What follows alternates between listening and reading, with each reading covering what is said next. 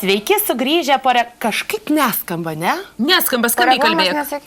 Ne kaip kokia Šiandieną norėčiau 60 metų jubiliejaus progą pasveikinti kūno kalbos specialistą, lektorių bei ekspertą Lauryną Pečkaitį ir skirti jam visiems puikiai žinoma LNK realybės šou Kelias žvaigždė ant kelio dainą Nepūsk man arabų, melagi, melagių. Nepūsk man arabų, Melagi, melagių, nesiūlyk pinigų ir kažko ten piragų. Labą vakarą. Sveiki. Mes Laimutė pajokavo, tiksliau sakant, neužpykit už tą 60 metų, čia mes pajokavom. Meluoti, sakė, reikia, kad atpažintumėme tikrą melagį. Tai mes Ar ir atpažinote? pasikvietėme jūs, kad įsiaiškintume, kaip tie melagiai atrodo. Taigi akis varto, matot, Laurinai, akis varto, kabliai iš akių lenda, tai čiagi visi požymiai melagystės, tai o ką, ne? rankos. Iš tiesų. Tai iškart nieko nesakys. Iš tiesų turiu jūs nuliūdinti. Jums ne 60. Ne. Ir melagius netaip lengva nustatyti, negu jums galbūt atrodo. Daugelis žmonių atrodo. Nes jeigu paėmus melo detektorių, tai jisai nustato 70-80% atvejų teisingai. O žmonės vidutiniškai, skaitant ir tokius ekspertus kaip Dr. Lightmaną iš melo teorijos, nustato 50% tikslumu. Tai čia O jūs kiek procentų Tai praktiškai sėkmės dalykas. O jūs Atspėsit kiek ar procentų nespėsit? tikslumu nustatot? Neskaičiavau. Tai kaip ir daktaras tikriausiai 50, tai čia visiškai mažai, tai ką Ne, daryti? jisai turbūt kelia tą vidurkį. Šiaip be ekspertų būtų tas vidurkis Tai žemesnis. gal yra kokie nors ženklai pagrindiniai, kurie išduotų tą melagį. Tai aišku, kad yra Na, įsiaiškinti. jam kas nors vis tiek turi darytis. Akis, rankos. Iš tiesų ženklų yra labai daug ir kiekvienam žmogui jie gali būti individualūs. Ir visų pirma, aš norėčiau tiesiog, kad užrašytumėm tam tikras taisyklės, ką reikia daryti, kad tas spėjimas būtų sėkmingesnis. Taip, Ne? brangus mūsų žiūrovai, šiandieną kalbame, kaip atpažinti melagį. Ir dabar taisyklės. Gerai, tai pirmasis etapas būtų pasirinkti tokią poziciją, jeigu mes bendraujame su žmogumi pirmą kartą, tokią poziciją, iš kurios galime stebėti jo visą kūną. Nuo galvos iki kojų. Aha, ieškoti Pirma patogaus rakuso, kad Išneškit stalą. Matomumas, geras matomumas. Ir iš karto turiu jums klausimą, kaip jums atrodo, kokia yra mažiausiai meluojanti kūno vieta? Rankos aš tik spėjau, aš nežinau. Nemanau, kad rankos. Manau, kojos. Labai teisingai. Ai, tai reikia stalą Mažiausia. patraukti tada, jeigu taip.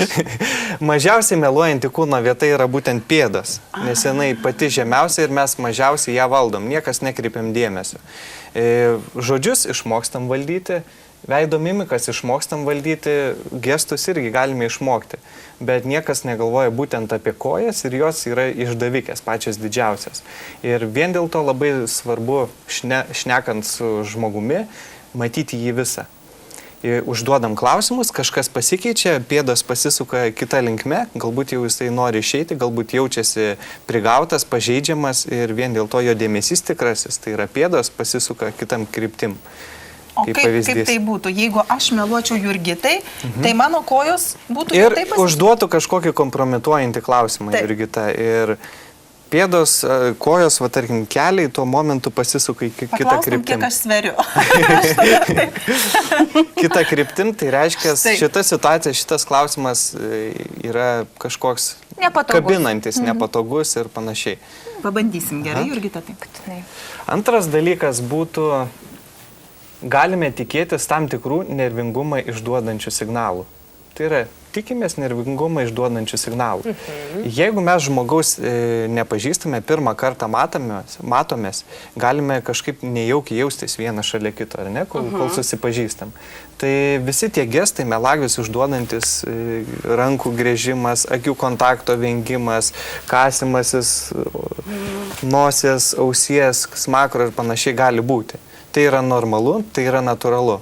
Pati situacija žmogui yra nauja, jisai Jis tiesiog visas jaudinasi, nereiškia, kad jis meluoja. Nereiškia, kad jisai O mes meluoja. dažnai manom, kad va, tas kasimas jis reiškia melą. Todėl per anksti tų išvadų nereiktų daryti. Aha, gerai. Trečias etapas būtų stebėti ir sukurti tokią situaciją, kurioje žmogus pasijaustų paprastai, normaliai, komfortabiliai ir atsipalaidavęs, kurie būtų savimi.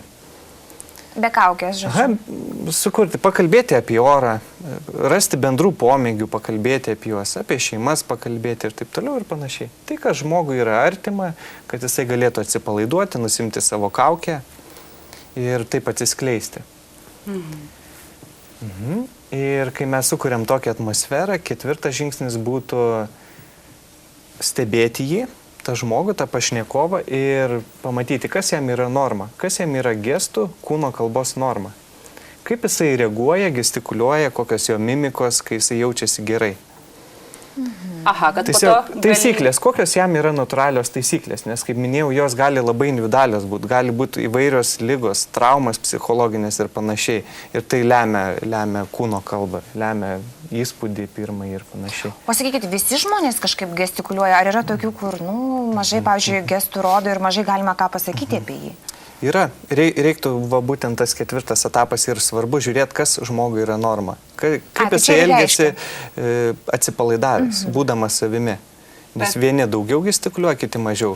Pietiečiai daugiau, galbūt tokie emocijas daugiau reiškiantis gestai, o šiauriečiai mažiau išsiduodantis. Tai reiktų pažinti.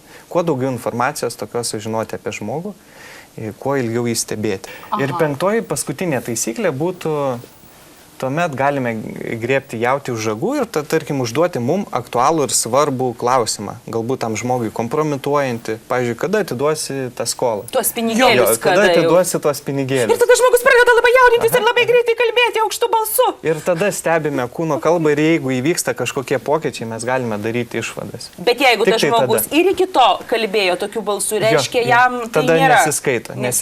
Jis visada toksai. Taip, būtent.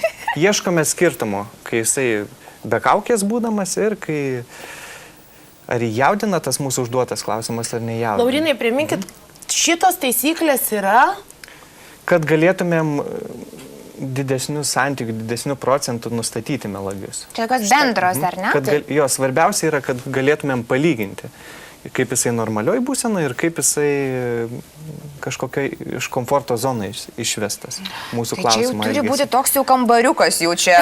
Pasikviesti vyrą, pavyzdžiui, į tokį kambariuką, kad matytum visą, na ir sukurti aplinką.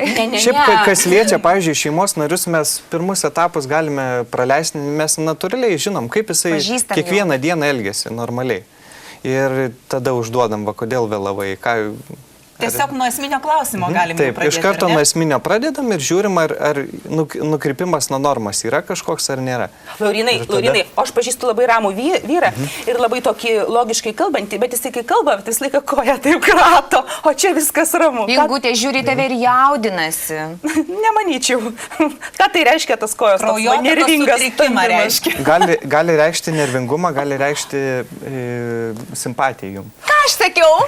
Ačiū, daugiau nebekalbėkim. Tai čia ne apie vyrą klausiai. Apie vyrą, ar tu klausai Savo mergaitę. Nes nesakysiu tau.